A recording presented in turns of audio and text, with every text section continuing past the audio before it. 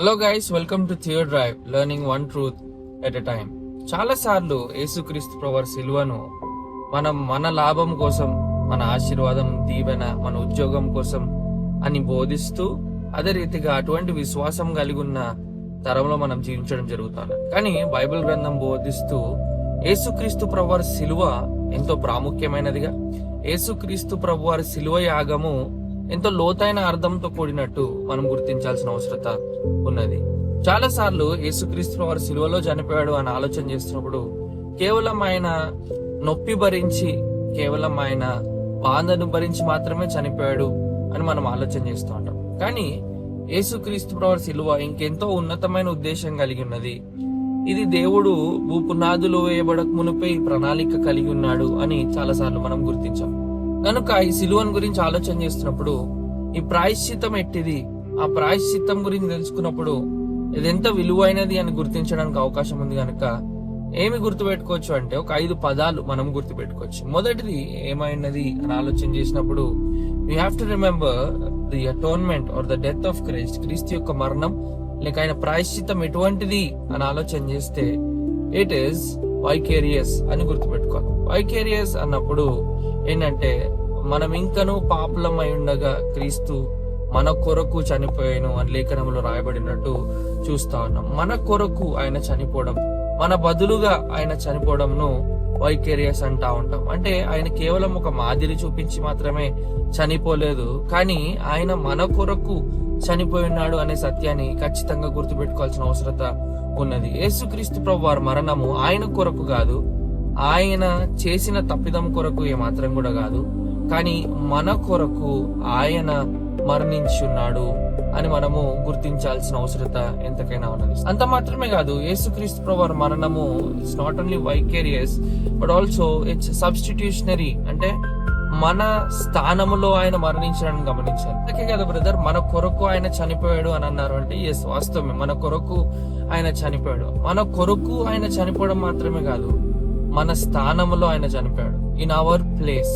Charles Spurgeon అన్న భక్తుడు ఈ విధంగా అంటూ ఉంటాడు, Christ was not only punished for since. క్రీస్తు కేవలము పాపాల కొరకు శిక్ష పొందడం కాదు, Christ was punished in the place of sinners. క్రీస్తు పాపుల స్థానంలో శిక్షను అనుభవించున్నాడు అని వివరిస్తా ఉంటాడు. సో ఆ సత్యం ఎంతకైనా మనం గుర్తుపెట్టుకోవాల్సిన అవసరం ఉంది. మనం ఆ స్థానంలో ఉండవలసినది, మనము అక్కడ సిలువ వేయబడాల్సిన అవసరం ఉన్నది మనము చేసిన పాపమును బట్టి. కానీ మన స్థానములో, ఇన్ ఆర్ స్టేట్, మన స్థానములో, in our place, Christ died for us. యేసుక్రీస్తు ప్రభు వారు మన బదులుగా చనిపోయాడు అని లేఖనాలు కూడా స్పష్టంగా వివరిస్తా ఉన్నాయి. మన అపరాధముల కొరకు ఆయన నలుగుగొట్టబడ్డాడు. It's for us. మన అపరాధములు అవి మనము భరించాలి, కానీ వాటి కొరకు ఆయన నలుగగొట్టబడ్డాడు అని చూస్తాను. అదే రీతి గలతీ పత్రికలో మన శాపమును, అంటే ఆయన మన బదులుగా శాపగ్రస్తుడు అయ్యాడు, మనం ఆశీర్వాదం స్వతంత్రించుకుంటకు he became a curse by dying on that tree. ఆ శిలువ మీద మరణించడం బట్టి ఆయన శాపగ్రస్తుడుగా మారిన తీరుని మనం జ్ఞాపకం చేసుకోవాల్సిన అవసరత ఎంతకైనా ఉన్నది. సో యేసుక్రీస్తు ప్రాయశ్చిత్తం, ఆయన మరణం ఎటువంటిది, అది ఆయన కేవలం మాదిరి చూపించడం మట్టుకే కాదు, కానీ మన స్థానములో ఆయన మరణించున్నాడు. ఒక భక్తుడు ఈ విధంగా అన్నాడు, the worst of us was placed on Christ and the best of Christ was placed on us అని అంటాం. కనుక ఈ సిలువనే మనం ఏమంటా ఉంటే ద గ్రేట్ ఎక్స్చేంజ్ అని కూడా పిలుస్తా ఉంటారు. ఎందుకంటే మన పాపం ఆయన మీద మోపబడుతుంది, ఆయన నీతి మన మీద మోపబడతా ఉంది. ఇది సిలువ యొక్క విలువ అని రోజు మనం ఖచ్చితంగా గుర్తించాలి. సో ఇక్కడ మనం గుర్తించాల్సింది ఏంటంటే Jesus stood where sinners deserve to stand. యేసుక్రీస్తు ప్రభువారు పాపులు ఎక్కడైతే నిల్చోలో అక్కడ ఆయన నిల్చున్నట్టు గుర్తించాలి. అంత మాత్రమే కాదు, ఆయన మరణం ఇంకెటువంటిదండి అంటే his death or his atonement, ఆయన చేసిన ప్రాయశ్చిత్తం ఇంకెటువంటిదంటే ఇట్ ఈస్ పీనల్. పీనల్ అంటే ఇది లీగల్ గా పనిష్మెంట్, పెనాల్టీ, ఒక శిక్షను అనుభవించడం. ఈ శిక్షని చాలా ఖచ్చితంగా గుర్తించాల్సిన అవసరం ఉంది. సిలువ అంటే ఆయన కేవలం శ్రమపడ్డం మాత్రమే కాదు, కానీ it was divine judgement of God. దేవుని యొక్క న్యాయమైన ఉగ్రత, దేవుని న్యాయమైన తీర్పు అక్కడ కనిపిస్తున్నట్టు ఖచ్చితంగా గుర్తించాలి. అందుకే యెషయా గ్రంథంలో ఈ విధంగా వివరింపబడుతుంది కదా, 53:10, ఆయనని నలగొట్టుట యెహోవాకు ఇష్టము ఆయన. It please the lord to crush him. ఇది నిజంగా ఎంత శ్రేష్టమైన మాట. శిక్షను యేసుక్రీస్తు ప్రభు భరించి ఉన్నాడు. మనము నలగొట్టబడాలి. ఎందుకు అంటే పాపం యొక్క తీవ్రత అంత గొప్పది.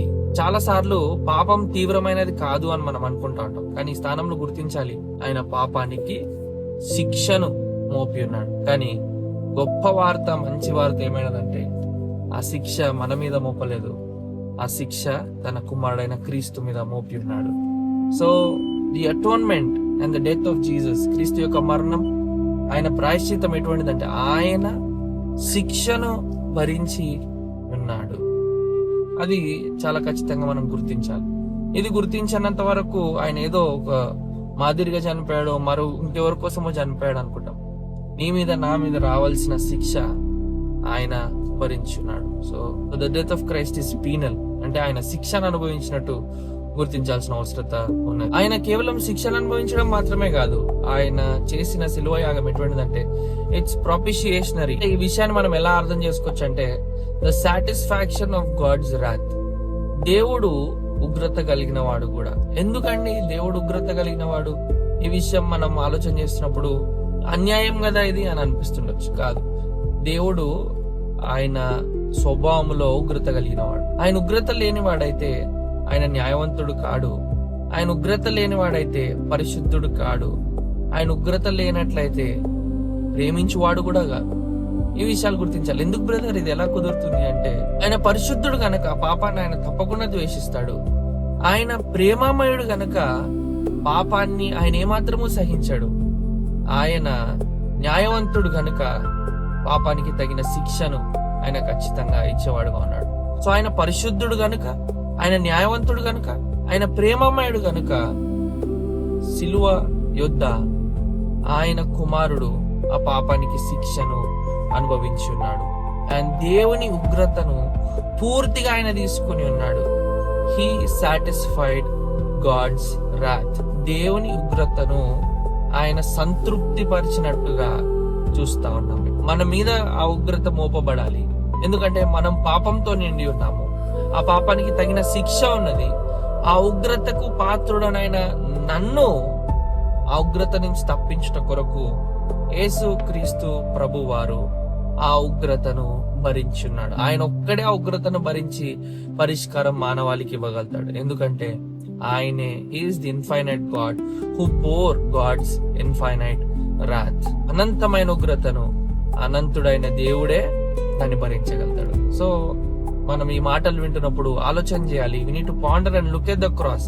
సిలువ ప్రాముఖ్యమైన, సిలువ కేంద్రమైనది. ఎందుకంటే వండర్ ఎట్ ద క్రాస్. నిజంగా సిలువను చూస్తున్నప్పుడు మనం ఆశ్చర్యపోవాల్సిన అవసరం ఉంది, ఆలోచించాల్సిన అవసరం ఉంది.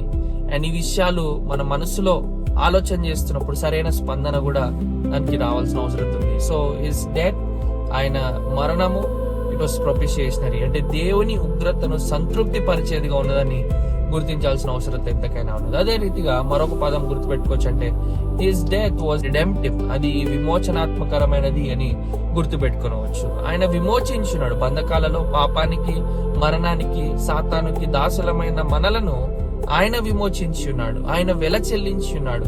ఈ విమోచన అనేది బైబిల్ గ్రంథం అంతా ఒక్క మాటలో చెప్పాలంటే విమోచన అని మనం చెప్పొచ్చు. ఈ విమోచన కార్యము ఆయన వెల పెట్టి కొని ఉన్నాడు. ఆయన వెల చెల్లించి కొని ఉన్నాడు.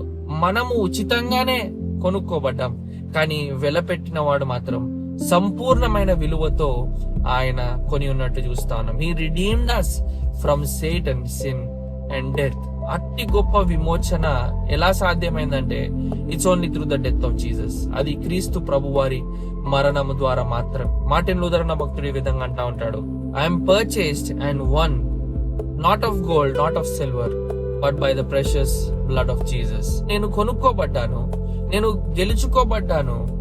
ఎలాగంటే బంగారము వెండి ద్వారా కాదు, కానీ ఆయన ప్రశస్తమైన రక్తం ద్వారా ఆయన నన్ను కొని ఉన్నాడు అని మార్టిన్ లూథర్ భక్తుడు అంటా ఉంటాడు. కనుక ఈ మాటలన్నీ వింటున్నప్పుడు పాపం నుంచి మనం విమోచించబడాలంటే ఇట్స్ ఓన్లీ త్రూ జీసస్. ఎందుకంటే ఆయన మాత్రమే విమోచనకు క్రయధనం ఆయన చెల్లించి ఉన్నాడు. ఆయన యందున్న వారికి ఏ శిక్షా విధి లేదు, ఎందుకంటే మనలో ఏ పాపం లేదని కాదు, కానీ ఆ శిక్షను ఆయన భరించున్నాడు గనక. మరణానికి ఇంకేమాత్రం మన మీద అధికారం లేదు, ఎందుకంటే ఆయన విమోచించి ఉన్నాడు గనుక. అంత మాత్రమే కాదు కానీ యేసుక్రీస్తు ప్రభువారి మరణము విజయవంతమైనది. ఆయన మరణించింది మరణాన్ని ఓడించుటకు, అండ్ అదే రీతిగా ఆయన మరణాన్ని ఓడించి తిరిగి లేచినట్టు చూస్తా ఉన్నాం. మరణానికి ఆయన మీద ఏం అధికారం లేదు, ఎందుకంటే ఆయన దేవుడు కనుక. మరణానికే మరణము పలికిన ఏకైక దేవుడు యేసుక్రీస్తు ప్రభువారు. అందుకే జాన్ ఓవెన్ అన్న భక్తుడు ఈ విధంగా రాసి ఉన్నాడు, the death of death in the death of Christ అంటాడు. అంటే మరణానికే మరణము పలికిన వాడు యేసుక్రీస్తు ప్రభువారు అని ఆయన వివరిస్తూ ఉంటాడు. గనుక అట్టి గొప్ప మరణం యేసుక్రీస్తు ప్రభువారిది కనుక మనం ఎప్పుడైనా ఈ యేసుక్రీస్తు ప్రభువారు మరణం గురించి బోధించినప్పుడు చాలా స్పష్టంగా ఈ విషయాలు ఉండాలి. మనం ఆ విషయాల్లో నమ్మిక ఉంచాలి. అండ్ ఈ శిలువ యాగం ఇంత శ్రేష్టమైనదని తెలుసుకున్నప్పుడు దానికి తగినట్టు జీవితం జీవించి శ్వాస ఉంచుటకు may God help us all.